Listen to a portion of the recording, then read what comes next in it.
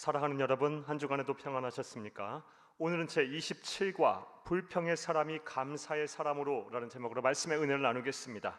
여러분 가지고 계시는 구역공과 140페이지를 펴시고 함께 읽어가면서 은혜를 나누겠습니다.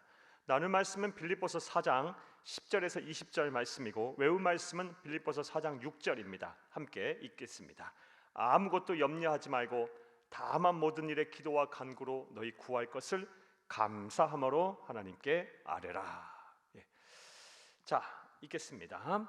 사도 바울은 극단적인 유대 율법주의자로 기독교를 박해하던 인물이었지만 다메섹으로 가던 여정에서 예수님을 극적으로 만난 후에 회심하여 온 세계를 다니며 예수와 복음을 전하는 사람입니다.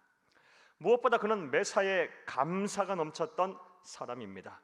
이것은 그가 초대교회 성도들에게 보낸 편지로 잘 알 수가 있는데, 어느 성서신학자가 말하길 13권의 바울 서신 중 직접적으로 감사라는 말씀이 무려 46번이나 나온다고 합니다. 물론 그가 처음부터 감사의 사람이었던 것은 아니었습니다. 원래 그는 자신의 뜻과 소신에 어긋나는 행동을 하는 사람을 향해 매섭게 공격하는 것을 서슴지 않았던 사람입니다.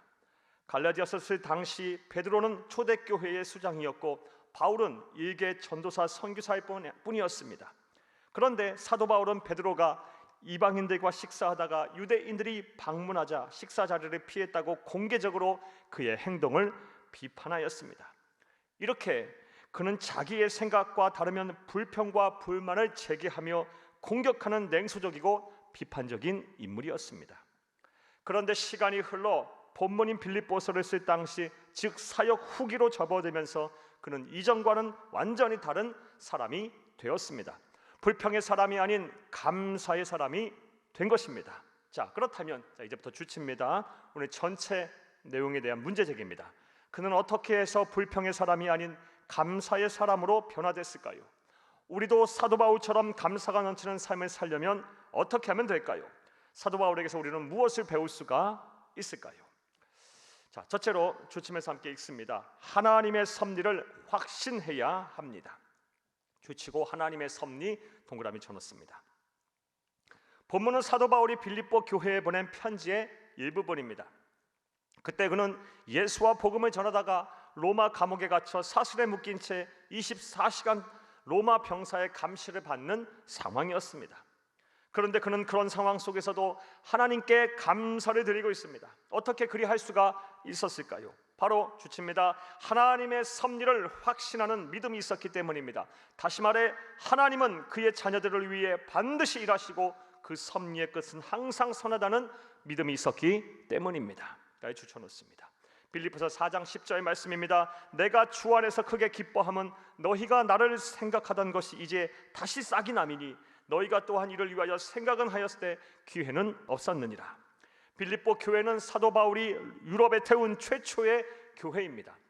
설립 당시에는 초자연적인 기적도 일어나고 많은 사람의 헌신도 있었습니다.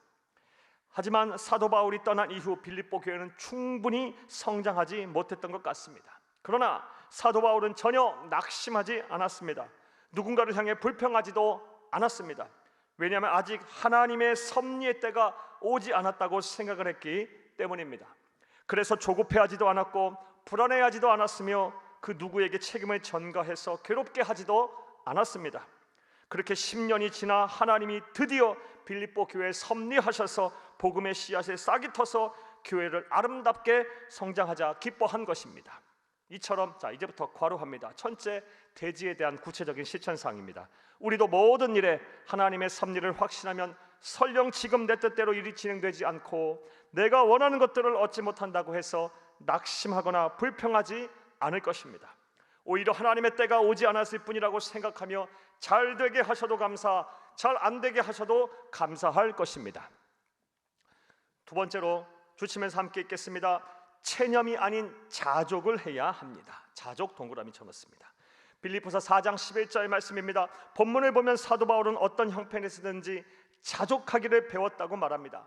내가 궁핍함으로 말하는 것이 아니라 어떠한 형편에서든지 나는 자족하기를 배웠노니.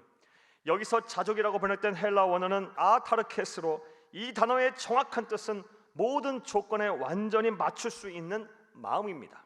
그러니까 사도 바울은 환경을 초월했던 사람입니다.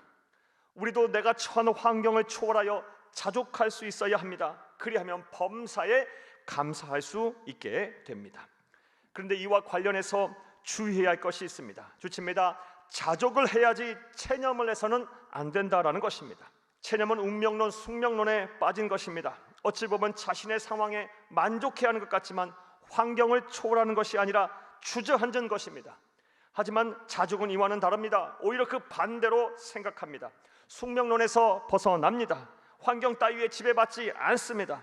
나는 비천에 처할 줄도 알고 풍부에 처할 줄도 알아 모든 일 곧 배부름과 배고픔과 풍부와 궁핍에도 처할 줄 아는 일체의 비결을 배웠노라. 내게 능력 주시는 자 안에서 내가 모든 것을 할 수 있느니라. 할렐루야. 빌립보서 4장 12, 13절 말씀입니다. 이제부터 또 괄호합니다. 두 번째 대지에 대한 실천사항입니다. 사도 바울처럼 체념하지 마시고 자족하시기를 바랍니다. 즉 있으면 있는 대로 없으면 없는 대로 그 안에서 내게 능력 주시는 자인 하나님이 함께하면 못할 일이 없다며 주어진 환경에 만족하시기를 바랍니다. 그리하면 어떠한 상황 속에서도 감사할 수 있을 것입니다. 까지 괄호합니다. 셋째로 주치면서 함께 읽겠습니다. 작은 것에도 감사해야 합니다. 작은 것 동그라미 쳐놓습니다. 본문에 보면 사도 바울은 작은 것에도 감사를 표현하는 사람이었음을 알 수가 있습니다. 빌립보 사람들아 너희도 알거니와 복음의 시초에 내가 마케도니아를 떠날 때 주고받은 내 일에 참여한 교회가 너희 외에 아무도 없었느니라.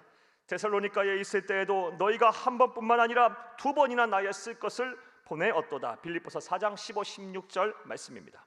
앞서 말씀드린 대로 유럽 최초의 교회인 빌립보 교회는 교회의 성장이 한동안 멈추어 있던 교회였습니다.